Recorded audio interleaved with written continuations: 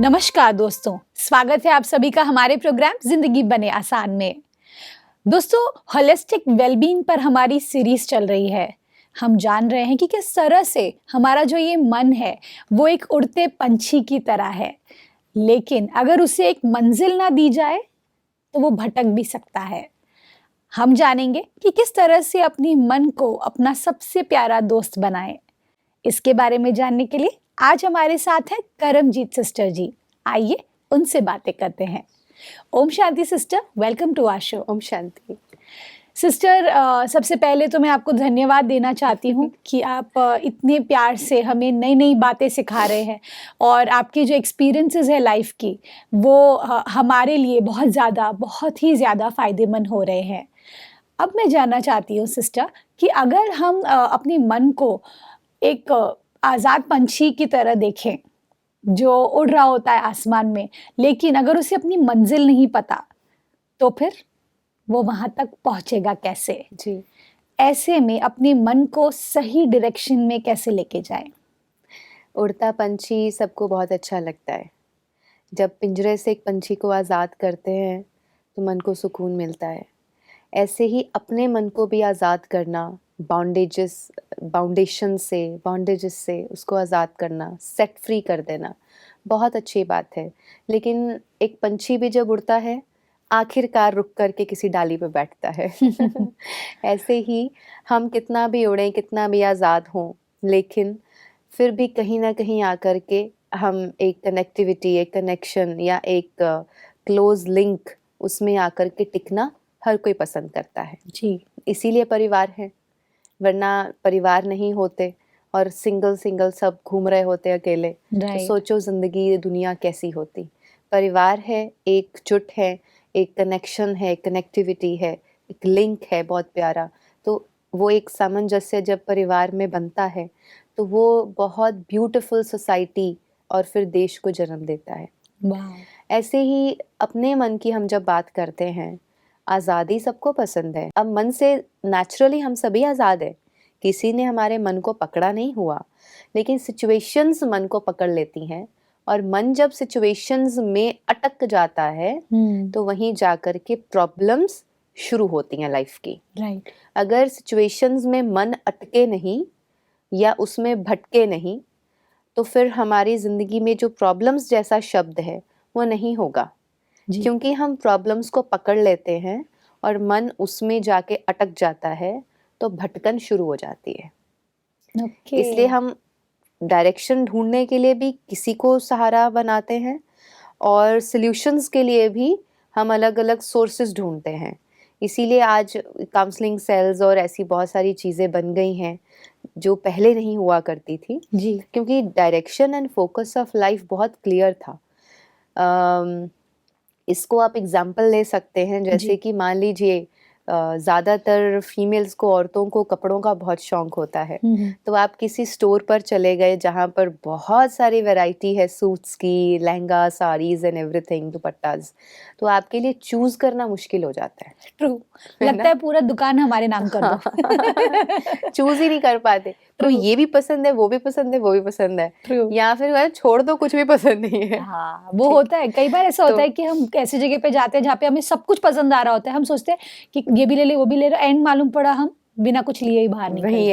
है, क्योंकि mind gets confused, right. There is no focus, there is no direction. जी। अगर घर से ये सोच के निकलते कि ये चीज लेनी है, इस कलर की लेनी है, ऐसा डिजाइन चाहिए, हाँ। इधर धागे का काम हो, इधर सितारों का काम हो, या फिर हैंडमेड हो, जी। वो सारी चीजें स्पेसिफिकली जब मन को पता होंगी तो आप स्पेसिफिकली वही चीज ढूंढोगे, उठाओगे और ले आओगे। ट्रू। लेकिन जब फोकस नहीं है, डायरेक्शन नहीं है, तो that because of lack of direction, because of lack of focus, तो फिर आप you end in nothing end या फिर एवरीथिंग, सही बात है। या फिर उसमें फिर कंफ्यूज हो जाते हैं और हमारा कुछ एंड रिजल्ट नहीं निकल पाता। ट्रू। तो आप जब मन की बात कर रहे हैं, तो जीवन के लिए भी एक दिशा का होना और फिर सही दशा में चलना, दोनों ही बहुत ज़रूरी है। ओके। दिशा भी ज़रूरी है और फिर कैसी दशा में चल रहे हैं वो भी बहुत ज़रूरी है। मान लो दिशा तो मिल गई कि मुझे इस तरफ जाना है, लेकिन दशा ही ख़राब है, हालत ही ख़राब है, बिगड़ी हुई है, उस दिशा में जाने लायक ही नहीं है। राइट, तो इसलिए दोनों का ही होना बहुत ज़रूरी है। एब्सोल्युटली। सिस्टर, दशा की अगर हम बात करें तो मैंने ये चीज़ ना बचपन से सुनी है। मैंने सुनी है कि जिनसे आप सबसे ज़्यादा प्यार करते हैं, आप उन्हीं से सबसे ज़्यादा झगड़ते हैं। अब इस बात में कितनी सच्चाई है, बिकॉज़ मैं बहुत कन्फ्यूज़्ड हूँ एंड आई एम श्योर मेरे दर्शक भी कन्फ्यूज़्ड है, बिकॉज़ ये बात अगर सच है तो फिर तो बहुत ही ज़्यादा कॉम्प्लिकेटेड है रिलेशनशिप्स। क्यों? क्योंकि एक्सपेक्टेशंस है। ओके। आप हर किसी से नहीं झगड़ते। राइट, आप उन जिनसे सबसे ज़्यादा प्यार होता है, मतलब क्या? या तो दोस्त होंगे, या लाइफ पार्टनर होंगे, या पेरेंट्स होंगे, या बच्चा होगा। That's it. यही राइट, सबसे क्लोज रिलेशंस हैं। या आजकल के सिनेरियो में बडीज हैं। राइट। ठीक है। तो मतलब जिनसे सबसे ज़्यादा प्यार है, या बॉन्डेजेस जिनके साथ बहुत अच्छा बॉन्ड बना हुआ है, जिनके साथ आपका कनेक्टिविटी, एक मन का स्तर एक जैसा है, सोच एक जैसी है, उनके साथ ही झगड़े क्यों होते हैं? Because we have expectations right. And at that point of time we don't have acceptance. हम कहते नहीं, सारी दुनिया एक तरफ, इस व्यक्ति को तो मेरे इस अनुसार ही चलना चाहिए, राइट, है ना? हस्बैंड वाइफ के बीच में ना शादी इसीलिए तो की है। अभी यही अगर मेरे अकॉर्डिंगली नहीं चलेगा, या अगर इसी रिश्ते में ऐसा नहीं होगा, तो फिर और किसके साथ होगा? राइट, पीपल से लाइक दैट यस, कि अगर यहाँ एक्सपेक्टेशंस नहीं होंगी तो कहाँ होंगी? अगर यहाँ से ऐसा नहीं होगा तो और कहाँ होगा? तो इसलिए इन बातों की वजह से कहीं ना कहीं एक्सेप्टेंस बहुत दूर रह जाता है। हम भूल जाते हैं there is an individuality. Right, individuality को याद रखना, ये हम सब आज़ाद पैदा हुए हैं। एक्चुअली हम सभी इंडिविजुअल्स हैं, हम सभी अलग अलग आत्माएं हैं। मेरा अपना एक अस्तित्व है, सामने वाले का अपना एक अस्तित्व है। तो वो सब चीज़ें जब हम याद रखते हैं तो फिर वो क्लोज रिलेशनशिप्स में झगड़े नहीं होते, या Okay. वहाँ पर फिर वो इतना कटाक्ष और ये सब नहीं आता। अदरवाइज़ क्या होता है, दिस इज़ वेरी मिजरेबल कि जिनसे सबसे ज़्यादा प्यार होता है वहीं डाइवोर्सेस हो जाते हैं, वही घर छोड़ के चले जाते हैं, उनसे ही कोर्ट के केसेस शुरू हो जाते हैं। This is very miserable. या ये अच्छी बातें नहीं हैं। जहाँ प्यार है मीन्स प्यार। Gulab jamun means gulab jamun. Gulab jamun can never turn into green or red chilli. Wow, gulab jamun है तो हमेशा ही मीठा रहेगा ना। राइट, तो फिर अगर आप कहते हैं कि मुझे इस व्यक्ति से प्रेम है, प्यार है, तो आप ये चेक करें, क्या लाइफ टाइम प्यार है, या कोई तीसरा पर्सन या कोई तीसरी सिचुएशन आकर के आपके प्यार को ख़त्म तो नहीं कर रही है। अगर कर रही है, इट मीन्स आपका प्यार इतना पावरफुल नहीं है। वो सिचुएशन या थर्ड पर्सन या वो XYZ जो भी फैक्टर है, वो ज़्यादा पावरफुल हो रहा है। राइट, तो उसको ओवर पावर नहीं करने दें। Right, bring your love to the this level कि वो XYZ फैक्टर सारे नीचे हो जाए और आपका प्यार जीत जाए। तो फिर आपके रिश्तों में कड़वाहट नहीं आ सकती। सिस्टर, दूसरा सिचुएशन है इसमें, जैसे सपोज मैंने ये बहुत सुना है कि जब भी कोई व्यक्ति, सपोज एक माँ और एक बच्चा है, सपोज जो बच्चा है वो पढ़ाई करने के लिए कहीं और गए हुए हैं, राइट, लेकिन जब साथ में रहते हैं तो थोड़ी थोड़ी नोकझोंक हो रही होती है, जब दूर जाते हैं तो फिर लगता है कि नहीं, आ जाए तो बेटर है। हाँ। तो ये क्यों होता है? बिकॉज अगर हम साथ में रहे और खुश रहे और झगड़े ना हो तो ये पूरी दुनिया कितनी सुंदर हो जाएगी। बहुत बेहद सुंदर हो जाए। ये वही बात आ गई, हमने पिछली कड़ी में पावर ऑफ ग्रैटिट्यूड डिस्कस किया था। जी, आप कह रहे थे जिसके साथ हम रहते हैं तो उस समय उसकी कदर नहीं होती, उस समय उसकी वैल्यू और इम्पोर्टेंस घट जाती है। जब आप दूर जाने लगते हैं या दूर चले जाते हैं, या उसके बिछड़ने के बाद आपको समझ में आता है कि एक्चुअली दुनिया या जिंदगी उसी के साथ थी। Yes, this is how this is power of gratitude में हमने एक फैक्टर को लिया था, हमारी आंखों का झपकना, हमारे दिल का धड़कना। ये बचपन से हो रहा है। जब से पैदा हुए तब से ये चीजें चल रही है ना। लेकिन बिकॉज इतने नजदीक हैं इसके कि कभी इसकी वैल्यू और इम्पोर्टेंस नहीं पता चली। जिस दिन दिल धड़कना रुक जाएगा उसी दिन आत्मा समझेगी कि इसकी इम्पोर्टेंस क्या थी। Right, yes, this is how what happens कि जिनके साथ हम इतना क्लोज रिलेशन में रह रहे होते हैं, उनकी वैल्यू और इम्पोर्टेंस समय के साथ साथ घटने लगती है। And this is something very confusing to me also. मैं कई बार इन चीज़ों पर बैठ के सोचती हूँ कि ऐसा क्यों होता है कि एक समय पर इंसान जो दावा करता है कि मुझे इस व्यक्ति से या अपने माँ से या बाप से या अपने लाइफ पार्टनर से इतना ज़्यादा प्यार है, एक समय ऐसा आता है आप उन्हीं से नफरत करने लगते हैं या उन्हीं को छोड़ के चले जाते हैं, या अपने आजकल ऐसी ऐसी चीज़ें सुनने और देखने को मिलती हैं, बच्चे ने पेरेंट्स को मार दिया या पेरेंट्स ने किसी अपने बच्चे को मार दिया या हस्बैंड वाइफ ने एक दूसरे पर वार कर दिया, ख़त्म कर दिया। तो ये चीज़ें कैसे आ जाती हैं? Because there is lack of love yes and there is somewhere hate जो अंदर पनप रही है। तो कभी ना कभी वो हेट जब सामने आ जाती है, लव का पलड़ा, प्रेम का पलड़ा जब हल्का होने लगता है, हेट का पलड़ा भारी होने लगता है, तब जाकर के इस सृष्टि पर रिलेशनशिप्स में हो रही प्रॉब्लम्स जो हैं आज हमारे मीडिया के थ्रू हमारे तक पहुंचती हैं। ये हो गया, वो हो गया, वो हो गया, विच इज़ एक्चुअली बहुत दुखदायक है। जी ये अच्छी चीज़ें नहीं है। प्रेम है तो मतलब प्रेम। सिस्टर, एक और चीज़ है प्रेम से रिलेटेड, वो है पॉजेसिवनेस। जी जब हम किसी भी व्यक्ति की बात करें, जैसे एक माँ और बच्चे का रिलेशनशिप ही ले लेते हैं, बहुत ही प्योर रिलेशनशिप है, और दो बच्चे अगर हुए तो दोनों बच्चों के बीच में जो एक जेलेसी एक तरीके की देखी जाती है, या फिर मॉम का अपने बच्चे के लिए पॉजेसिवनेस, ये दोनों चीज़ें, प्यार तो बहुत है लेकिन साथ में ये इमोशंस भी है। ऐसे में प्यार को बढ़ाए और इन चीज़ों को नीचे करे, ये कैसे पॉसिबल है? यस, पोजेसिवनेस तो आएगी ना, it is very natural. Okay सबसे ज़्यादा पोजेसिवनेस एक माँ को ही होती है। फिर भी अपने से दूर करके आज के दौर में माँ अपने बच्चे को अपने से दूर भेजती है कि उसकी ज़िंदगी बन जाए। सबसे ज़्यादा पोजेसिवनेस तो माँ के रिश्ते में ही है ना, राइट। क्योंकि माँ अपनी कोख से जन्म देती है, अपने खून से सींचती है एक बच्चे को, फिर भी बड़े होने पर अपने बच्चे को अपने से दूर, अपनी आंखों से दूर भेजने का हिम्मत रखती है Right. कि वो जाए और अपनी ज़िंदगी बनाए। तो उससे सीखना चाहिए कि जब एक माँ, क्योंकि परमात्मा ऊपर है, माँ नीचे है, तो दोनों के शब्द में माँ है। राइट। तो माँ एक ऐसी शख्सियत है ईश्वर के बाद, उसी में वो निस्वार्थ प्रेम जो है वो पाया जाता है। तो उससे सीखना चाहिए कि अगर आप किसी से प्रेम करते हैं या प्यार करते हैं, या आपके अंदर जिस भी फैमिली के लिए, जिस भी समाज के लिए प्रेम है, तो क्या हम में ऐसी ताकत, ऐसी पावर है या ऐसा गुण है कि हम उसको भी उसके तरीके से जीने दें। तो इस वाह। चीज़ को हम अपने अंदर इनकलकेट कर सकते हैं। अदरवाइज पोजेसिवनेस मीन्स मेरा, तो हम उसको कब्जे में रखने की और Yeah. अपने कंट्रोल में रखने की कोशिश करते हैं। तो अगेन वहाँ पे गुलाम बनाने की प्रवृत्ति आती है। Set it free. आप एक चीज़ देखेंगे, रबड़ लीजिए और उसको खींचिए, ओके खींचते जाइए, छोड़ दीजिए, वापस वहीं आके लगेगी।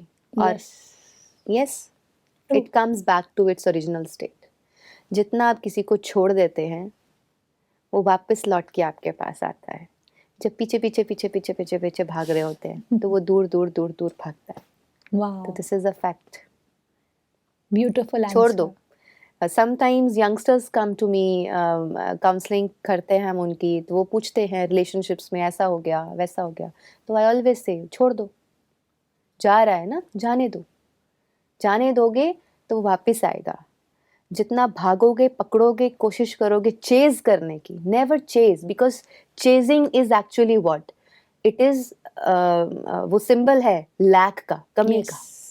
चेजिंग इज, आप भाग रहे हो किसी चीज के पीछे, मतलब कमी है। अब कमी जो है वो एक नेगेटिव फीलिंग है।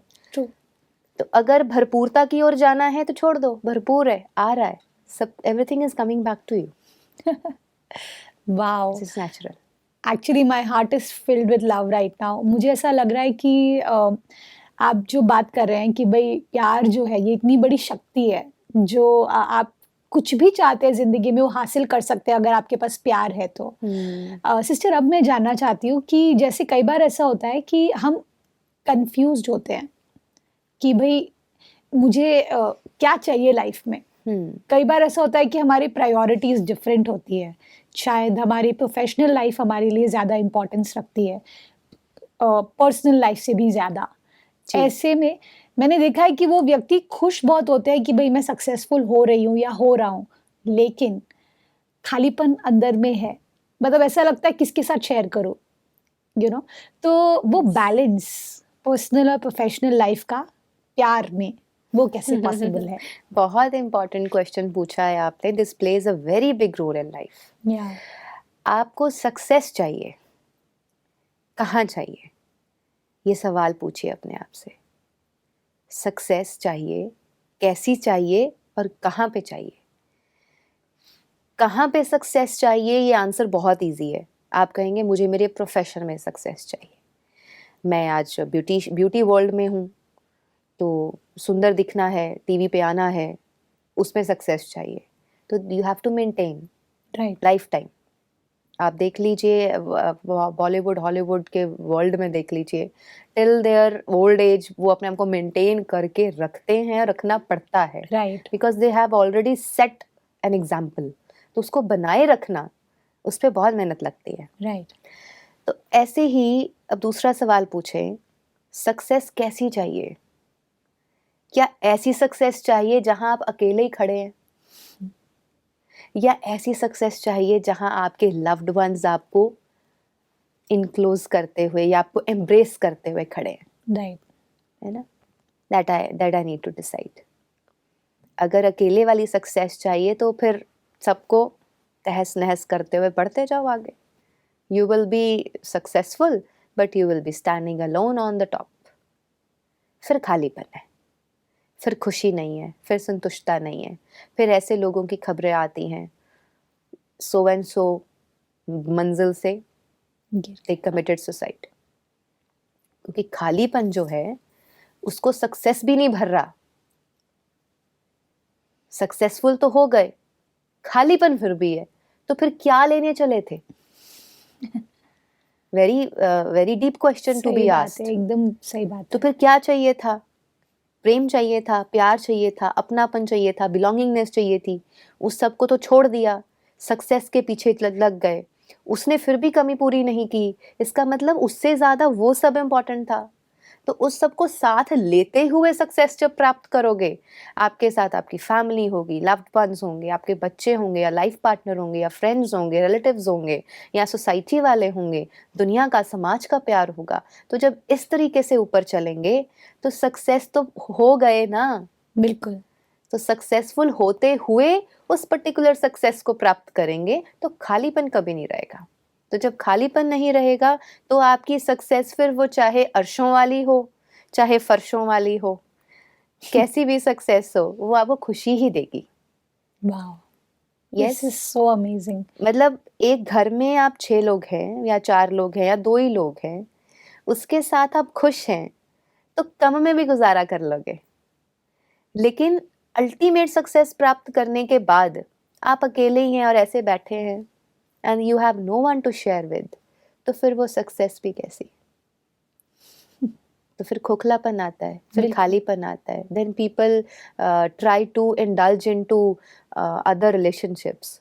वहीं पर एक्स्ट्रा मैरिटल अफेयर्स जैसी चीज़ें खड़ी हो जाती हैं समाज में, जी। और जिसकी वजह से हमारी भारतीय संस्कृति जो है वो बहुत पीछे छूटती जा रही है और किसी और ही चीज़ को जन्म मिल रहा है। राइट सिस्टर, जैसे पोजेसिवनेस की हम बात करें, आपने बहुत खूबसूरती से हमें बताया कि किस तरह से पोजेसिवनेस नेचुरल चीज़ है, लेकिन एट द सेम टाइम अगर हम उसे समझे और वो क्यों हो रहा है, उस जड़ तक जाए और उसे वहीं पर बैलेंस कर दे अपनी लाइफ में, तो वो चीज़ हमें हार्म नहीं करेगी। जी।